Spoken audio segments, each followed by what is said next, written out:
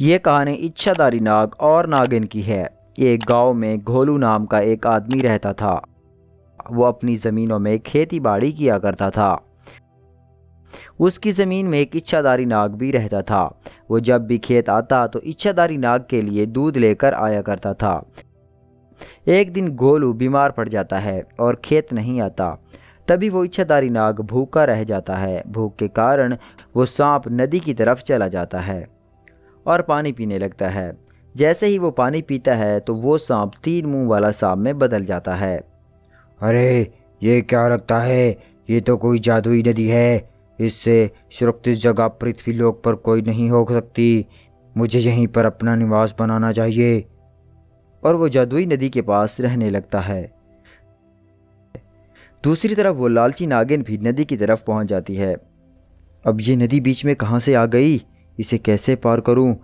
और वो नदी में जाने लगती है। जैसे ही वो नदी में जाती है वो 3 मुंह वाली नागिन में बदल जाती है और कहती है, अब तो मेरी शक्तियाँ और भी बढ़ गई हैं। अब नागमणि लेने से मुझे कोई नहीं रोक सकता। नागिन अपनी जादुई शक्तियों से नाग देवता को देख लेती हैं कि वो कहाँ पर हैं और उनसे नागमणि लेने के लिए दरिया के पास से निकल पड़ती हैं। और फिर एक दिन एक गरीब किसान नदी के पास आता है और कहता है, ए नदी की देवी, इतनी महंगाई होने की वजह से और कहीं पर नौकरी ना मिलने की वजह से मैं अपने परिवार का पालन पोषण नहीं कर सकता और बहुत परेशान हूँ और दुखी हूँ। कृपया करिए मेरे शरीर को स्वीकार करें। ऐसा कहकर वो नदी में कूदने लगता है। तभी नागराज बाहर आ जाता है। रुको, तुम अपने प्राणियों का त्याग क्यों करना चाहते हो? तभी किसान कहता है, ऐ नाग देवता, अब मैं अपने परिवार का पालन पोषण करने के काबिल नहीं रहा हूँ। मेरे ऊपर बहुत सारा कर्ज भी है, इसलिए मैं मरना चाहता हूँ। तभी नाग देवता बोलते हैं, क्यों तुम्हें पता है तुम्हारे मरने के बाद तुम्हारे बच्चों और परिवार का क्या होगा? वो जीते जी मर जाएंगे। ऐ नाग देवता, अब मैं क्या करूँ? तभी नाग देवता उसे सोने के सिक्के देते हैं। ये लो सोने के सिक्के और अपने परिवार का पालन पोषण करो। और किसान सोने के सिक्के पाकर बहुत खुश हो जाता है और वो अपने गांव वापस चला जाता है। और धीरे धीरे गांव वालों को भी ये बात पता चल जाती है और सभी को सोने के सिक्के मिलने से वो गांव धनवान होने लगता है। सभी नाग देवता से कहते हैं, ए नाग देवता, आपकी ही तो कृपा है। फिर एक दिन वह लालची नागन धीरे धीरे वहां पहुंच जाती है और इन दोनों के बीच भयंकर लड़ाई होती है। वह लालची नागन जीतने लगती है। वो अपनी शक्तियों से नाग पर लगातार वार प्रवार करती जा रही थी, जिसकी वजह से नाग देवता कमज़ोर पड़ते जा रहे थे। बहुत ज़्यादा वार होने के कारण वो नागमणि की रक्षा नहीं कर पाते और नागमणि उनके शरीर से निकलकर ज़मीन पर गिर जाती है।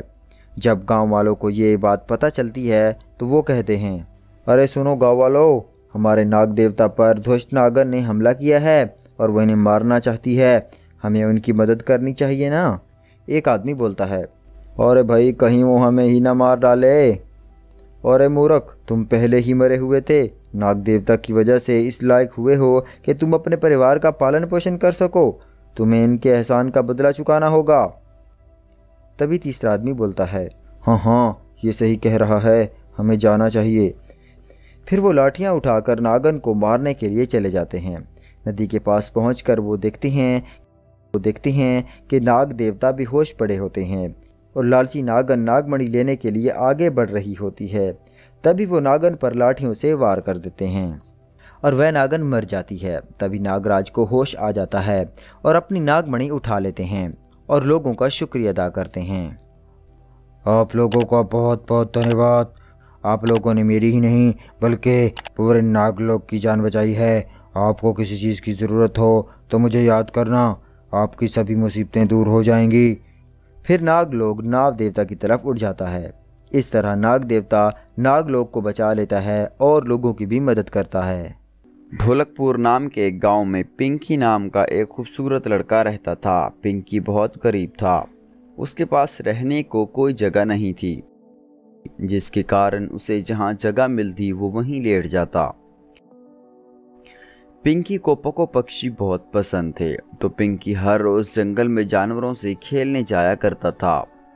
अगर पिंकी को कोई जानवर मुश्किल में दिखता तो वो उसकी मदद करता था।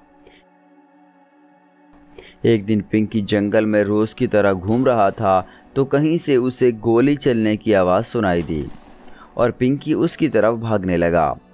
पिंकी जब वहां पहुंचा तो झाड़ियों के पीछे से छुप कर देखने लगा कि दो शिकारी जानवरों का शिकार कर रहे थे। पिंकी ने जब ये सब कुछ देखा तो उसने अपने मोबाइल से पुलिस सायरन की आवाज़ निकाली। तो सायरन की ये आवाज़ सुनकर शिकारी बोला, अरे ये तो कोई पुलिस की आवाज़ लगती है, लगता है हमारा उनको पता चल गया है, चलो निकलो यहाँ से नहीं तो पकड़े जाएंगे। तो वो शिकारी पुलिस की आवाज़ सुनकर वहाँ से भाग निकलते हैं।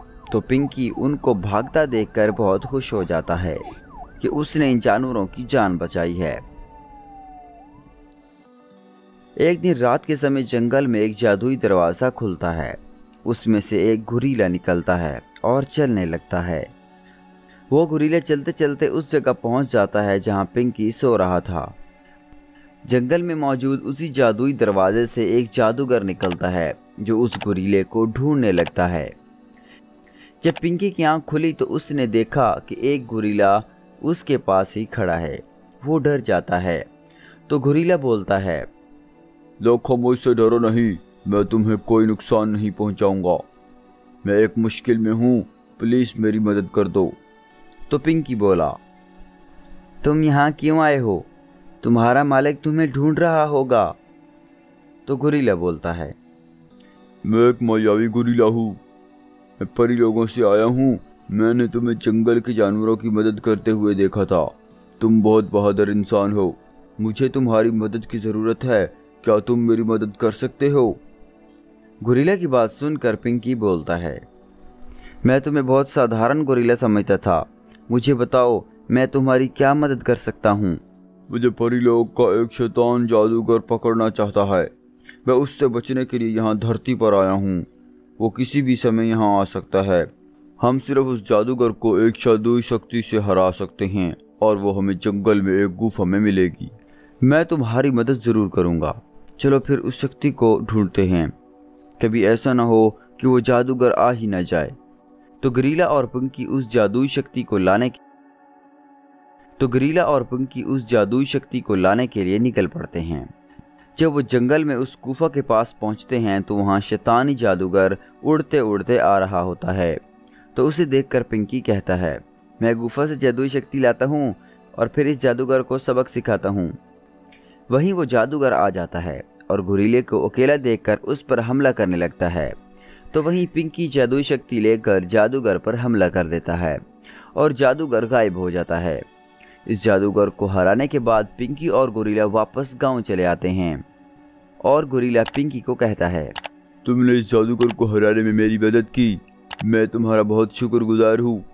इसके बदले में मैं भी तुम्हारी मदद करना चाहता हूँ। तुम मेरे सर पर हाथ रखो और जितना सोना पैसे चाहोगे मांग सकते हो और तुम्हें मिल जाएगा। तो पिंकी ने उस गुरीले के सर पर हाथ रखा तो उस गुरीले में से पैसे निकलने लगे। ये देखकर पिंकी बहुत खुश हुआ। ये सब माजरा एक शख्स देख रहा था। उस आदमी का नाम रामलाल था। वो उस गांव का बदमाश और गुंडा था। रामलाल पिंकी के पास पहुंच गया और पिंकी से बोला, अरे चलो अब ये गुरीला मेरा है, अब से मैं इससे पैसे निकाला करूंगा, जाओ भागो यहाँ से। उसकी बात सुनकर पिंकी बोला, मैं कहीं नहीं जाऊंगा, तुम इस गुरीले को नहीं ले जा सकते। तभी पिंकी जादुई शक्ति से उस आदमी को गायब कर देता है।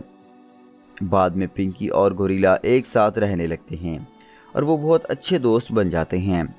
ऐसे ही कुछ समय में पिंकी गुरीले के दिए हुए पैसे से बहुत अमीर हो जाता है और बहुत बड़ा घर बना लेता है। मैजिकल काऊ। एक गांव में राजेश नाम का एक व्यक्ति रहता था। उसका एक चाचा था जिसका नाम गुरु था। दोनों अलग अलग रूप बदलकर चोरियां करते रहते थे। एक दिन गुरु चाचा रूप बदलकर रतन नाम के एक जमींदार के घर गया। उसके साथ एक गाय भी थी। रतन ने बाबा को प्रणाम किया। रतन बोलता है, ये क्या स्वामी जी, इतला दिए बगैर ही आप हमारे घर आ गए। मेरे आने का एक कारण है बेटा, मैं अपनी जादुई शक्ति से लोगों की समस्या जान लेता हूँ। मैं जान गया हूँ कि आपके घर में कई समस्याएं हैं। क्या ये सच है? हाँ जी, आजकल मेरी सेहत ठीक नहीं रहती। मेरा बेटा पागल हो गया है और मेरी बेटी ने अपने पति को छोड़ दिया है। इसीलिए मैं तुम्हारे लिए एक जादुई गाय लाया हूँ। अगर तुमने इसे रात को अपने घर में रखा तो तुम्हारी सारी समस्याएं दूर हो जाएंगी। मैं धन्य हो गया स्वामी जी, आपका ये एहसान मैं जिंदगी भर नहीं भूलूंगा। अच्छा बेटा, मैं चलता हूँ, कल सवेरे लौटूंगा। ये कहकर चला जाता है। रतन ने गाय को प्रणाम किया। यहाँ आओ माता। अंदर बैठा राजेश गाय को चलाने लगा तो खिलौने वाली गाय आगे बढ़ी। वो यूं जाकर एक जगह रुक गई। रतन और उसकी पत्नी ने उसकी पूजा की। तभी अंदर बैठा राजेश बोलता है, बेटा रतन, मैं तुम्हारी इस पूजा से बहुत खुश हूँ। रतन और उसकी पत्नी हैरान होकर देखने लगते हैं। ये क्या माते, आप तो हमारा नाम भी जानती हैं। मैं सब कुछ जानती हूँ बेटा, हाथ बढ़ाओ। रतन ने दोनों हाथ बढ़ाए। राजेश ने अंदर से कुछ फूल फेंके जो गाय के मुंह से निकलकर रतन के हाथों में गिरे। बेटा, तुम्हारे घर के सारे गहने और रुपए पैसों को एक थाली में बांधकर एक जगह रख दो। उसके ऊपर ये फूल डाल देना। अगर तुम ऐसा करोगे तो ये गहने परसों तक दुगने हो जाएंगे। ये मेरी तरफ से तुम्हारे लिए स्पेशल बोनस है। अरे वाह, क्या किस्मत है जी। अरे क्या है जी, ये गाय तो अंग्रेजी बोलती है। अरे ये कोई जादुई गाय होगी ना, ये सभी भाषा जानती होगी। ये कहकर वो वहां से चले गए। रात होते ही सब लोग सो गए। राजेश इस गाय में से बाहर निकला। अब आराम है, सुबह से गर्मी में मर रहा था। चुपके से इस घर में घुस गया। राजेश इस कमरे में गया जहां पैसे और गहने रखे थे। उसने इन सब को गठरी में बांधा और उसे लेकर वहां से बाहर आया। फिर उन सब के साथ गाय के अंदर जाकर सो गया। अगले दिन जब सवेरे हुआ, रतन उस गाय के पास आकर, माता, क्या मेरी समस्याएं दूर हो जाएंगी? तभी उसकी बीवी बाहर आकर, अरे सुनो जी, गहने और पैसे गायब हो चुके हैं। क्या कह रही हो? तुमने वो कमरा खोला ही क्यों? मैं सच कह रही हूँ। शादी पर जाना था तो नेकलेस के लिए मैंने दरवाजा खोला। मैंने पुलिस को कंप्लेन भी किया है। राजेश डर गया। तभी पुलिस वहां आई। तो रात को आपके घर चोर आए, ये सारे गहने और पैसे आपने बाहर क्यों रखे? तभी रतन बोलता है, इस जादुई गाय ने कहा था रखने के लिए सर जी। क्या जादुई गाय? इसने कहा? ये कहकर उसको जांचने लगा। इतने में गुरु का फोन आया। गाय के अंदर फोन की घंटी बजने लगी। राजेश परेशान होकर फोन ढूंढने लगा। ये क्या, गाय के अंदर फोन बजने लगा?